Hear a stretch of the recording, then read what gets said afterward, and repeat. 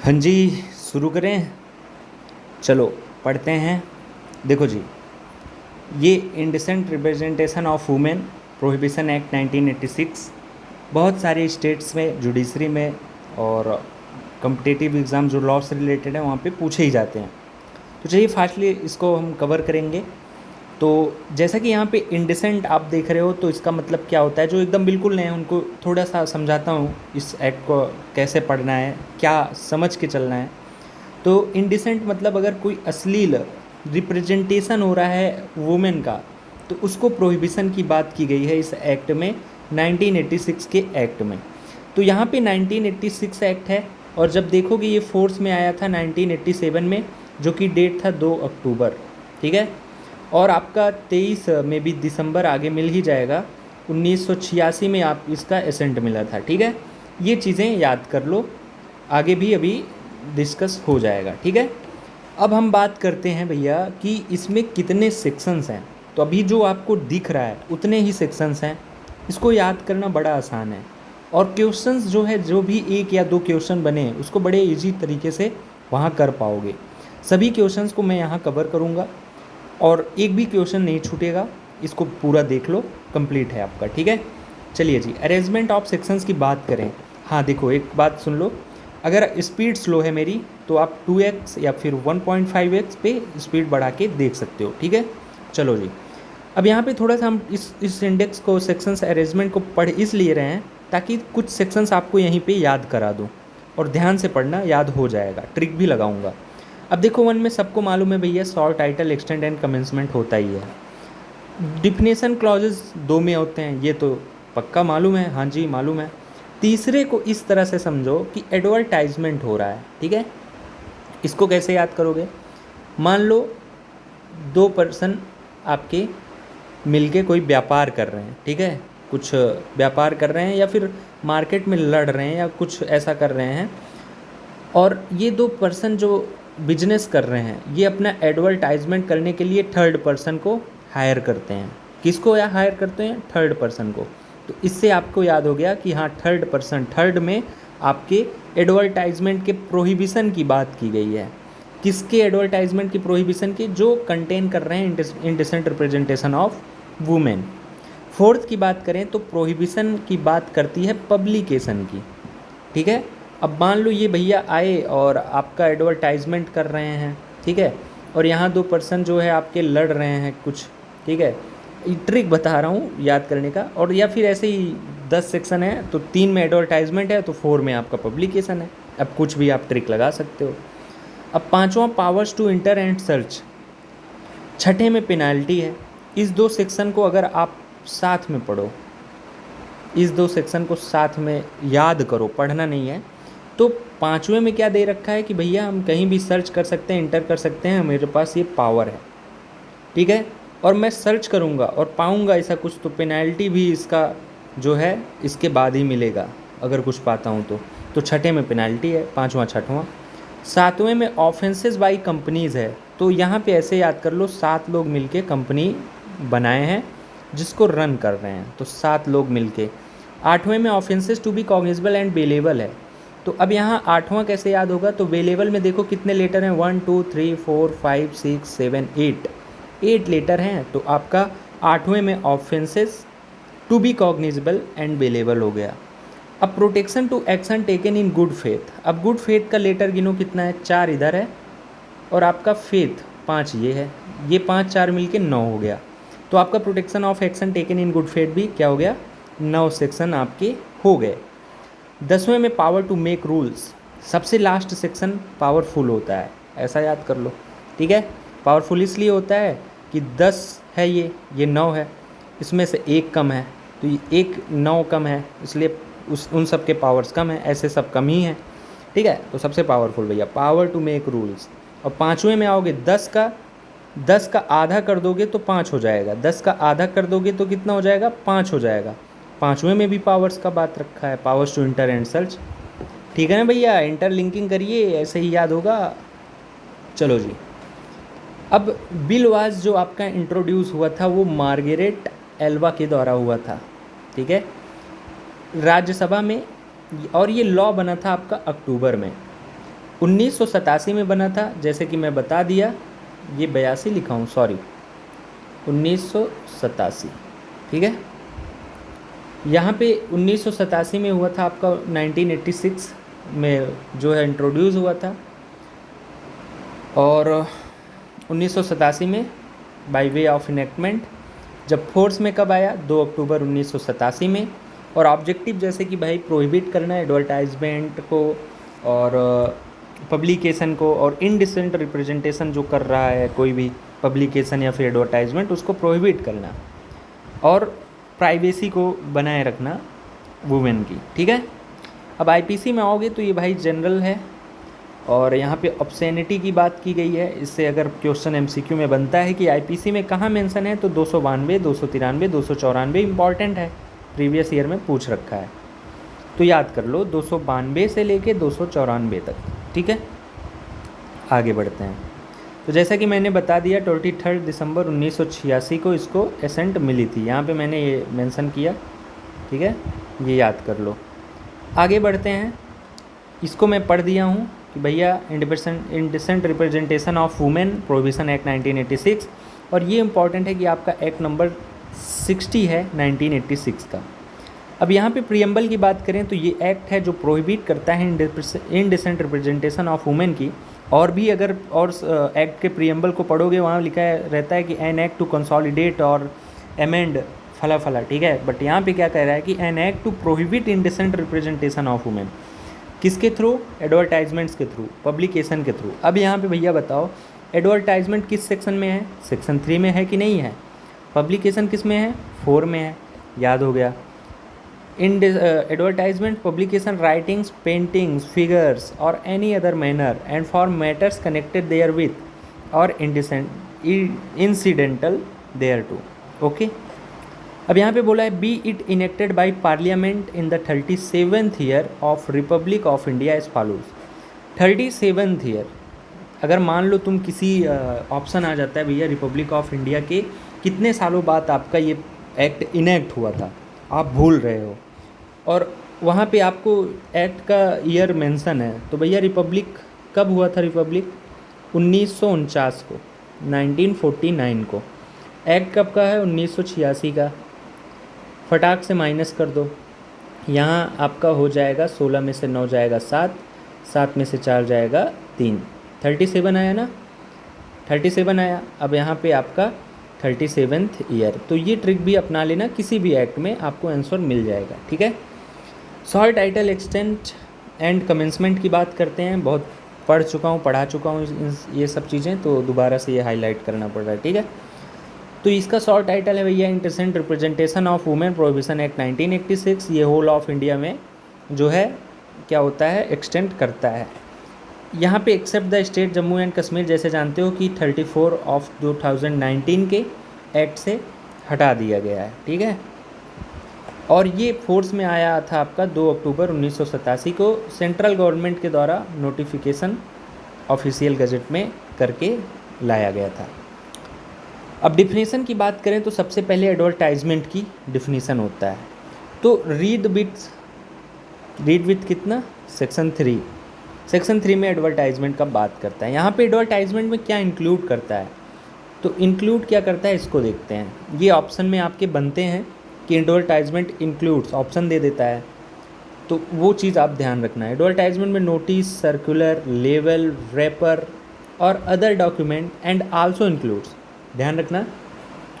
यहाँ पे आपके कितने हैं? 1 2 3 4, अदर डॉक्यूमेंट्स में 5 बोला है, तो ये चीज़ आप दिमाग में रखना भैया। रैपर भी आपका इंक्लूड करता है, लेवल भी, सर्कुलर भी, नोटिस भी।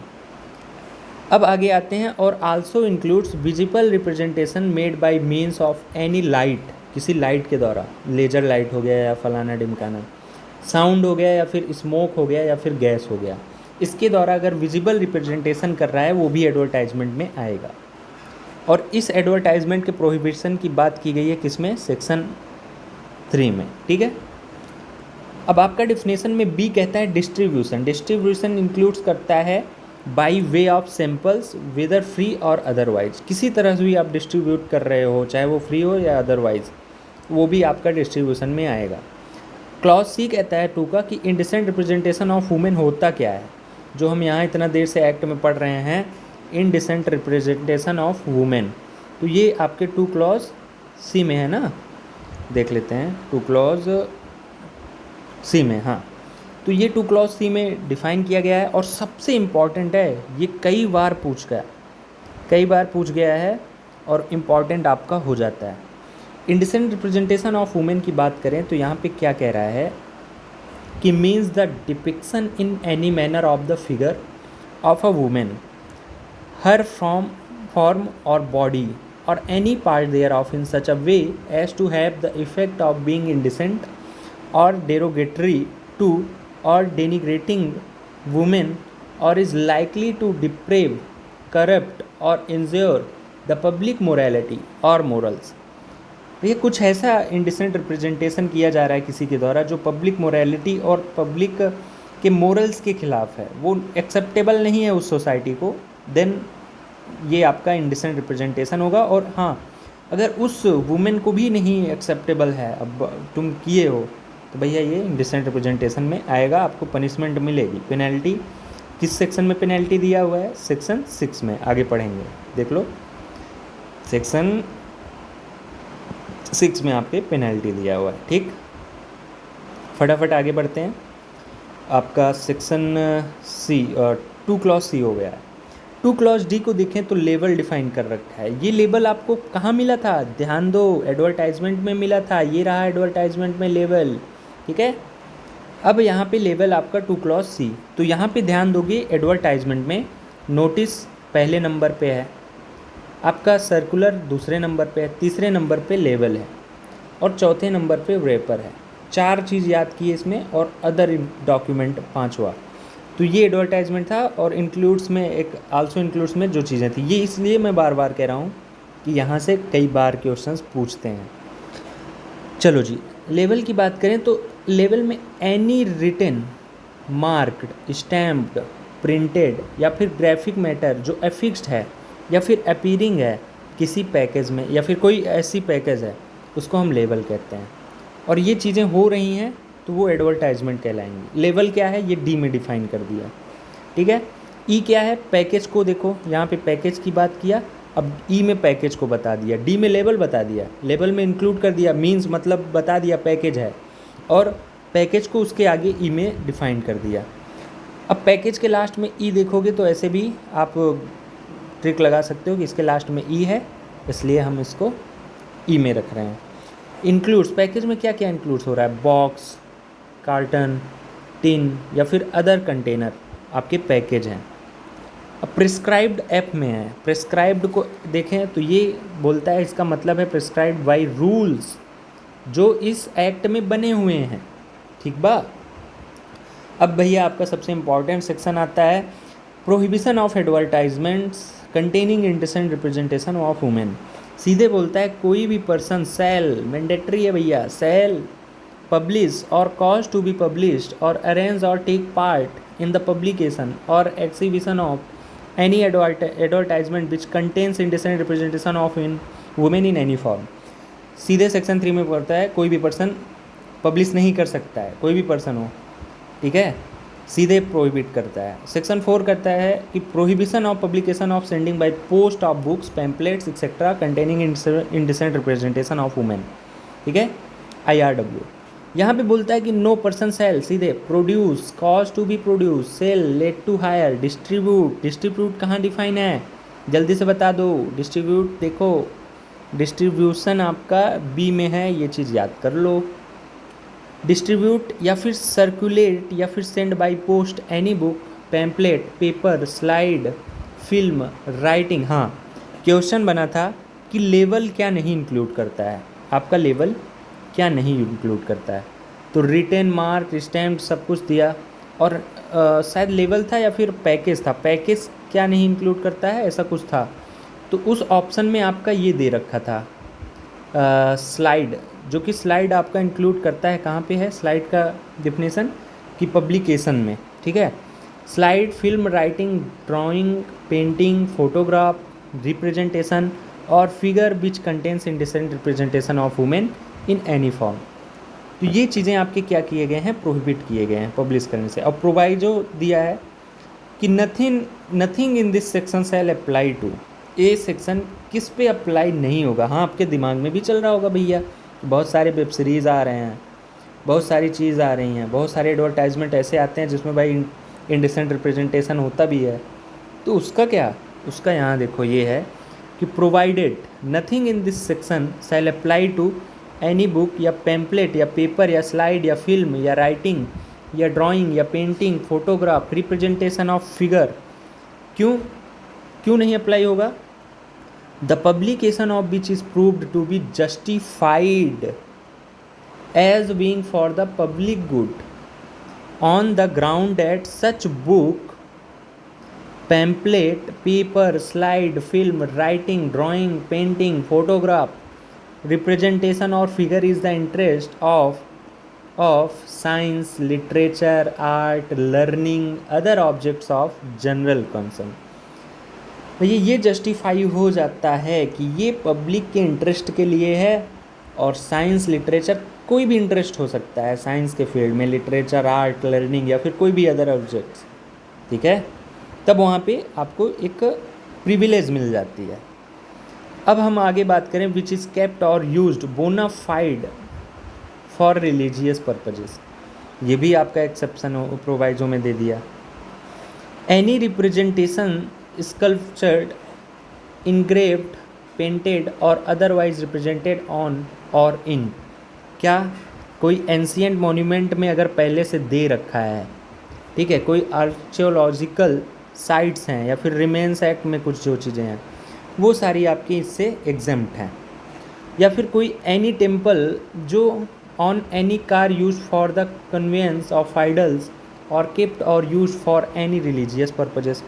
आप देखते हो ना बहुत सारे मंदिरों में ऐसा बना रहता है, मतलब कई प्रकार के बोली देता हूँ, मतलब बहुत सारे सेक्सुअल चीज़ें इनडिसेंट रिप्रेजेंटेशन हुए रहते हैं, ठीक है, तो वो सारी चीज़ें एग्जेम्प्ट हैं यहाँ पे, क्योंकि वो आपके एक एंशियंट से चले आ रहे हैं और वो एक आइडल्स हैं, ठीक है, तो और रिलीजियस पर्पज के लिए है, तो ये सारी चीज़ें एग्जेम्प्ट हैं। Any film in respect of which the provisions of part 2 of the cinematograph act 1952। अब जो सिनेमेटोग्राफ एक्ट 19, 2-3 चीज़ें याद रखना है यहाँ पे, remains act 1958, ancient monument, archaeological sites और कोई भी आपका आइडल्स है यूज हो रहा है रिलीजियस पर्पजेस के लिए, और प्रोविज़न आपका पार्ट 2 का जो सिनेमेटोग्राफी एक्ट 1952 का है वो भी आपका क्या होगा, एप्लीकेबल होगा, ठीक है। अब 5वां है आपका powers to enter and search. इसमें क्या पावर्स टू, कोई भी officer authorised by state government में अपने लोकल लिमिट्स में क्या कर सकता है, उस एरिया में अथराइज है इंटर करने के लिए, सर्च करने के लिए, रीजनेबल टाइम में सर्च करने के लिए, such assistance if any considers necessary any place in which he has reason to believe, उसको रीज़न टू बिलीव हो रहा है कि इस एक्ट के अंदर कुछ ऑफेंस हो रही हैं, ठीक है, या फिर कमिट किए जाएंगे, तब वो क्या कह सकता है, कोई भी एडवर्टाइजमेंट को सीज कर सकता है। वही चीज़ें, कोई भी बुक हो, पैम्पलेट हो, पेपर, स्लाइड है, वही चीज़ें, ठीक है। He has reason to believe contravenes any the provisions of this act, तो वो क्या कर सकता है, सीज कर सकता है तुरंत अगर उसको रीज़न टू बिलीव है तो, और एग्जामिन कर सकता है किसी भी रिकॉर्ड, रजिस्टर, डॉक्यूमेंट को, या फिर किसी मटेरियल ऑब्जेक्ट फाउंड अगर पाता है किसी प्लेस में जो क्लॉज ए में मेंशन्ड हुआ है एडवर्टाइजमेंट की डिफिनेशन में, ठीक है, उसको भी क्या कर सकता है, किस क्लॉज ए में, एक second, examine any record, register, document or any other material object found in any place mentioned in clause A. अच्छा, इसकी बात कर रहा है सर, ठीक है, तो उसको भी क्या कर सकता है, आपका एग्जामिन कर सकता है, and seize the same if he has reason to believe that it may furnish evidence of the commission of an offence punishable under this act। तो वो रीज़न टू बिलीव पे बात है, वो सीज कर सकता है। एक बार ए को पढ़ते हैं, enter and search reasonable time such assistance if any as he consider necessary any place in which he has reason to believe an offence under, ठीक है, हाँ जी, हाँ, तो ये ए जो है आपका इसी ए का बात कर रहा है, ठीक है, आगे बढ़ते हैं। प्रोवाइडेड नो एंट्री, भैया नो एंट्री, नो एंट्री कहाँ नो एंट्री, देखो under this sub section shall be made into private dwelling house, भैया प्राइवेट डवेलिंग हाउस में बिना वारंट के, ध्यान रखना बिना वारंट के आप एंट्री नहीं ले पाओगे, इतना भी तुम्हें पावर नहीं मिला है 5 में, सेक्शन 5 में, ठीक है। सेक्शन 10 में सेंट्रल गवर्नमेंट को रूल बनाने का पावर दिया गया है। अब यहाँ पे एक प्रोवाइजो और बोलता है, वो बोलता है कि भैया जो पावर है सीजर का इस सबसेक्शन में वो एक्सरसाइज होगा इस रिस्पेक्ट में, देखो in respect of any document article thing which contains any such advertisement including the contents if any of such document article or thing if the advertisement cannot be separated by reason of its being embossed, ठीक है।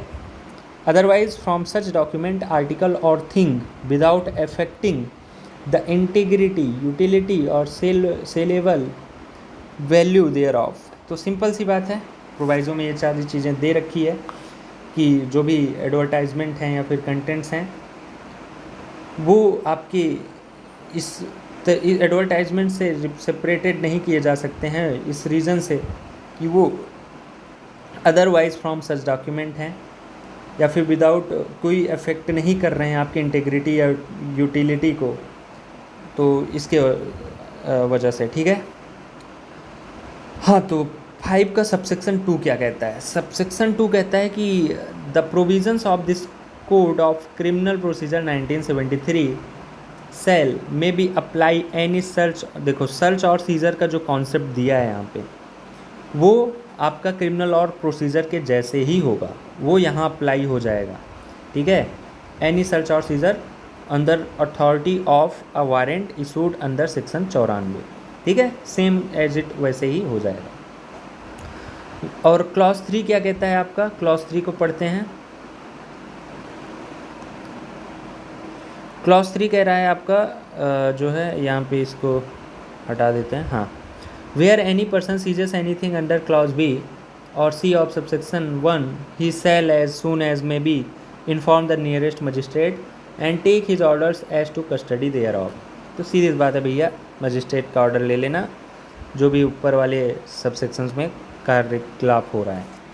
Penalty की बात की जाए तो any person जो अगर इस एक्ट के कंट्रावेंशन है प्रोविज़न के जो सेक्शन 3 या 4 में दिए गए हैं, एडवर्टाइजमेंट किए, पब्लिकेशन किए, तो पनिशेबल है। अगर वो फर्स्ट कन्विक्ट हुआ है उसके लिए तो either description of term which may extend to 2 years, first time conviction है 2 ईयर्स, और फाइन एक्सटेंड हो सकता है 2000 रुपीज़ तक। अगर वो सेकेंड रिप्रेजेंटेट करता है या फिर सब्सिक्वेंट कन्विक्शन करता है, सेकेंड सब्सिक्वेंट में इंक्लूड हो गया थर्ड फोर्थ या कुछ भी, तब उसको इम्प्रिजनमेंट मिल सकता है नॉट लेस देन 6 मंथ, और वो जो उसका फाइन होगा वो एक्सटेंड टू 5 ईयर, सॉरी यहाँ पे 6 मंथ से 5 ईयर तक एक्सटेंड कर सकता है। सेकेंड टाइम अगर कन्विक्ट हुआ है तो 6 मंथ है, और सब्सिक्वेंट कन्विक्शन हो रहा है तो 5 साल तक आपको सज़ा मिल सकती है। And also with fine not less than 10,000 rupees but extend to 1 lakh rupees. तुम्हारा अगर सेकेंड या सब्सिक्वेंट कन्विक्शन है तो 10,000 रुपीज़ तो मिलेगा ही मिलेगा, बट 1 लाख तक एक्सटेंड कर सकता है, ठीक है। अब यहाँ पे सीधी सी बात किया है ऑफेंसेस बाय कंपनीज़ की, कंपनीज़ कैसे ऑफेंसेस कर सकती हैं। तो ये बोला गया है committed by a company every person, जितने पर्सन हैं उस टाइम पे ऑफेंस करते समय, कमिट होते समय जो भी इंचार्ज हैं वो आपके रिस्पॉन्सिबल होंगे। Company for the conduct of the business of the company as well as the company shall, यहाँ पे mandatory, shall be deem to be guilty of the offence and shall be liable to be proceeded against and punishable accordingly, okay. Proviso भी दिया है कि nothing contained in this subsection shall render any such person liable to any punishment if he proves that the offences was committed without his knowledge। Prove कर दिए कि ये मेरे बिना नॉलेज के जो है कमिट हुआ है, तो वो जो है आपका all due diligence to prevent the commission of such offense, ठीक है, तो वो आपका इससे बच जाएगा। अब आपका सबसेक्शन 2 कहता है कि not with standing any thing contained in subsection 1 where any offence under this act has been committed by a company and it is proved that the offence has been committed with the consent or connivance of or is attributable to any neglect on the part of any director, manager, secretary or other officer of the company. Such director, manager, secretary or other officer shall be proceeded against and punished accordingly. सबको punish किया जाएगा भैया, कौनों न बची हैं. Now the explanation is for the purposes of this section, company means, यहाँ पे explanation में company को define किया, director को. Any body corporate includes a firm या फिर other association of individuals and देखो कंपनी को यहाँ डिफाइन कर दिया, कोई भी बॉडी कॉर्पोरेट हो जो इंक्लूड्स करता है किसी फर्म को या फिर अदर एसोसिएशंस ऑफ इंडिविजुअल्स को. डायरेक्टर बोलता है इन रिलेशन ऑफ फर्म या फिर a partner in the firm. हो गया. सेक्शन 8 कहता है कि offences to be cognizable and bailable. ठीक है, बेलेबल जैसे बता दिया मैं. Notwithstanding anything contained in this code of criminal procedure 1973 an offence punishable under this act shall be bailable. सब कुछ भूल जाओ, CRPC में क्या दिया है क्या नहीं दिया है भूल जाओ भैया उसको. जो ऑफेंसेस पनिशेबल हैं इस एक्ट में वो बेलेबल होंगे. ठीक है. N offence punishable under this act shall B cognizable, और जो ऑफेंस यहाँ पे पनिशेबल हैं वो आपके कॉग्निजेबल हैं. ठीक है. सेक्शन 9 कहता है protection of action taken in good faith. अगर कोई भी गुड फेथ में जो है लिया है उसका क्या प्रोटेक्शन होगा. No suit. गुड फेथ में कोई प्रेजेंटेशन रिप्रेजेंटेशन नहीं, वो नहीं, ध्यान दो, पढ़ो इधर. No suit, prosecution or other legal proceeding shall lie against the central government या फिर कोई any state government or any officer of the central government or any state government for any thing which is in good faith done or intended to be done under this act. तो कोई भी suit, prosecution, other legal proceeding नहीं चलेगा जो भी officers हैं central government के या फिर स्टेट गवर्नमेंट के, उनके अगेंस्ट जो गुड फेथ में इस एक्ट के लिए काम किए हैं, इस एक्ट से जो पावर मिला है, power of search and seizure. Now the last section is section 10. Section 10 क्या कहता है. Section 10 power to make rules. किसको. सेंट्रल गवर्नमेंट में by notification in the official gazette make rules to carry out of the provisions of this act. बस question यहीं से बनता है. ये पूरा आप पढ़ लेना, कुछ ज़्यादा इम्पोर्टेंट नहीं है. बस मिलते हैं प्रीवियस ईयर से. बस सेक्शन इतना पूछता है किसको, बहुत हार्ड यहाँ से पूछता है ना, किसको पावर दी गई है रूल्स बनाने के लिए. सेंट्रल गवर्नमेंट, स्टेट गवर्नमेंट, फला फला, पार्लियामेंट या ऐसे करके दे देता है. तो आपका ये सेक्शन 10 पूरा कंप्लीट हुआ इंडिसेंट रिप्रेजेंटेशन का. तो मिलते हैं नेक्स्ट वीडियो में ऐसे ही एक्ट के साथ. Bye bye. आधे घंटे का सीरियसली टारगेट था कि आधे घंटे में हम आराम से डिटेल से पढ़ेंगे और 28 मिनट हो रहा है, कंप्लीट भी हो गया है. तो आप लोग इसको, बहुत ज़्यादा टाइम का तो एक्ट था नहीं. ठीक है.